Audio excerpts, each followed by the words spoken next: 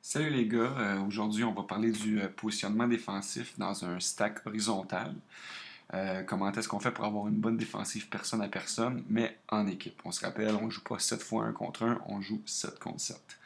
On va avoir quelques schémas, puis ensuite de ça, ça va être suivi de 3 séquences vidéo qui ont été filmées en fin de semaine au Frisbee Fest.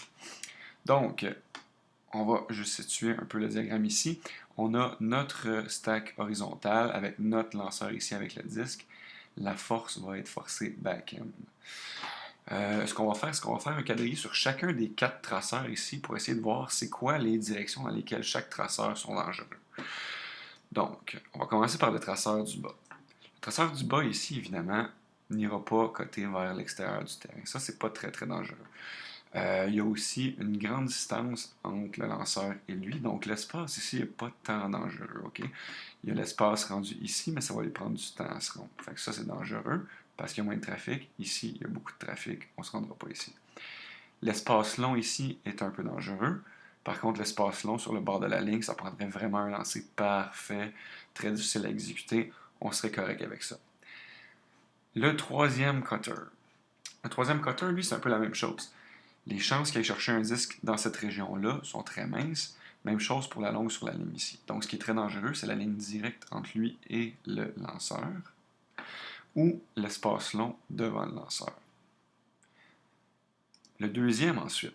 Le deuxième, c'est un peu plus complexe, OK? Dépendamment de la distance en largeur entre lui et le lanceur, donc cette distance-là qui va varier d'une situation à l'autre, va falloir penser à quels sont nos tipping points et qu'est-ce qui est dangereux.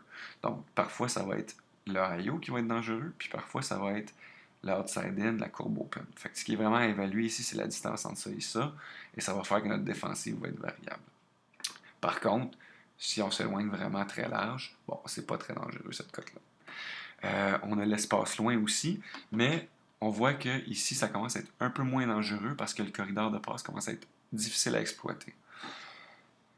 Finalement, le premier cutter, ben, pas un peu comme le quatrième cutter, pardon, un peu comme pour le premier, il n'ira pas vraiment coter à l'extérieur, il n'ira pas coter très très large, il peut aller coter dans l'espace directement en avant du lanceur, et il y a tout le fond du terrain. Là, pour ça, il est très dangereux, parce que là, le lanceur peut lancer à peu près n'importe où, puis ce traceur-là a l'option d'aller le chercher. Donc, quand on surimpose chacune de ces 4 traceurs-là, les zones dangereuses pour les 4 traceurs, pardon, on se rend compte que ça, c'est le hotspot et que ça, c'est aussi un autre hotspot. OK? Et comment on va placer nos défenseurs? Bon, ben, sur le premier cutter, le défenseur va aller aider les défenseurs sur les 3 autres traceurs. OK? C'est lui qui couvre le long. S'il était juste en train d'être reculé ici, ça serait très difficile pour lui d'aider le jeu long sur ce traceur-là. Donc oui, on veut le reculer, mais on veut aussi l'approcher du centre du terrain. OK? Très agressif là-dessus.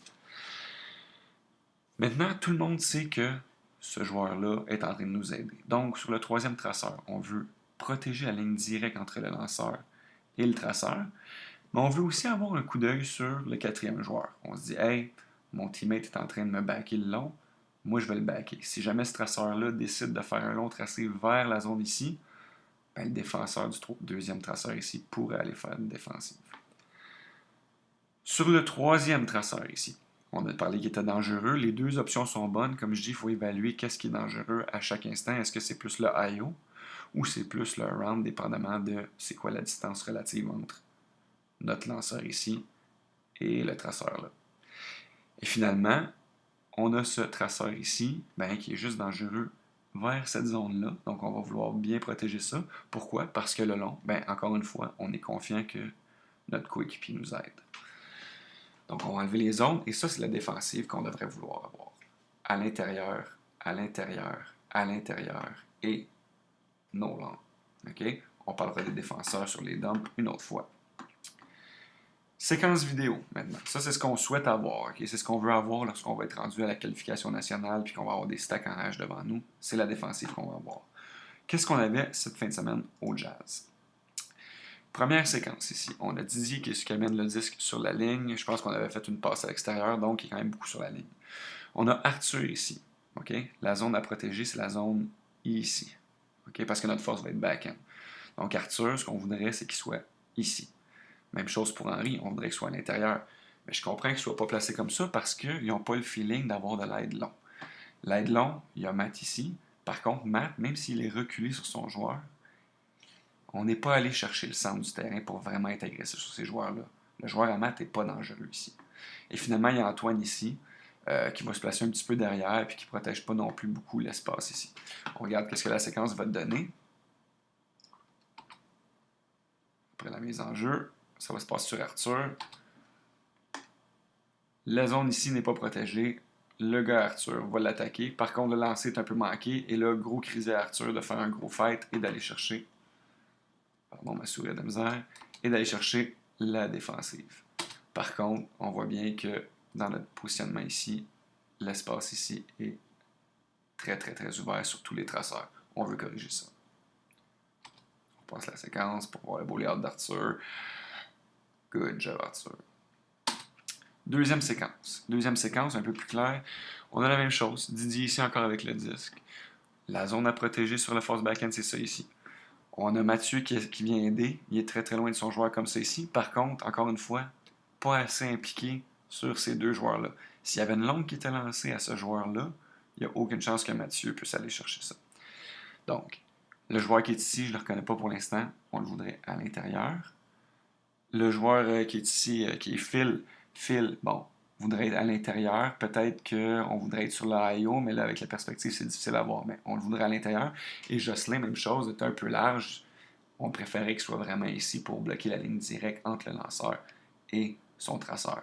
Puis Jocelyn, pendant ce temps-là, ce qu'il pourrait faire, c'est aussi donner un coup d'œil au gars que Mathieu y couvre pour que si ce gars-là décide d'aller chercher le disque, ben Jocelyn peut aller donner un coup de main ici pendant que Mathieu aide tout le monde dans l'espace-là.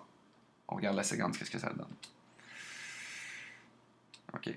On a replacé ici le défenseur, mais parce qu'il n'est pas sûr que la longue est protégée par ses teammates, après un petit pas, oups, c'est Sampera va laisser la haine dans l'espace ici.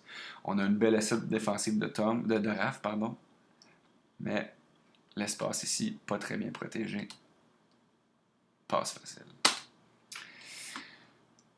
Prochaine séquence, dernière séquence. On se place ici. OK. Le disque est encore là. Il y a un traceur ici. Henry qui fait du bon travail maintenant, là, qui est bien placé pour protéger ça ici. Le défenseur ici qui est Raph. Raph, encore là, tu sais, défend l'espace ici. Pourrait peut-être défendre l'IO, mais encore là, c'est dur à dire avec la perspective. Ici, on a Émile. Émile fait un super bon travail de protéger la ligne ici.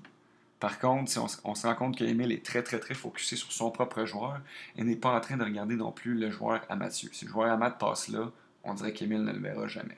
Donc, juste laisser la tête haute, regarder les autres joueurs pour jouer en équipe. Matt, déjà beaucoup mieux que tantôt, s'est rapproché un peu du centre. Maintenant, il est rendu vis-à-vis le troisième joueur. On aimerait ça qu'il soit plutôt vis-à-vis le deuxième joueur, mais c'est un peu mieux. Alors, on regarde ce qui va se passer. Ça va encore se passer sur Henry ici. Oups, on avait eu un petit peu peur du long, et là, le joueur est encore rentré une troisième fois, une passe facile. OK, il faut faire attention à ça. Si on a confiance que Mathieu est en train d'aider vers le fond, on met notre corps dans le chemin, et il n'y a personne qui vient chercher le 10 devant cet handler-là. Cette passe-là, on ne la veut plus jamais. C'est bon? Fait que commencez à penser à ça. La défensive qu'on va vouloir avoir au CQ7 va être pas mal plus solide que ça. C'est correct qu'on ait les exemples-là. C'est pas une défensive qu'on a vue souvent, mais juste de commencer à s'ouvrir, à dire est-ce que mon joueur est impliqué dans le jeu? Oui ou non? Si la réponse est oui, je dois être super impliqué sur mon joueur. Et si la réponse est non, comme c'est souvent le cas pour les défenseurs ici, ben je m'en viens aider mes teammates qui sont impliqués dans le jeu en défensive. Merci.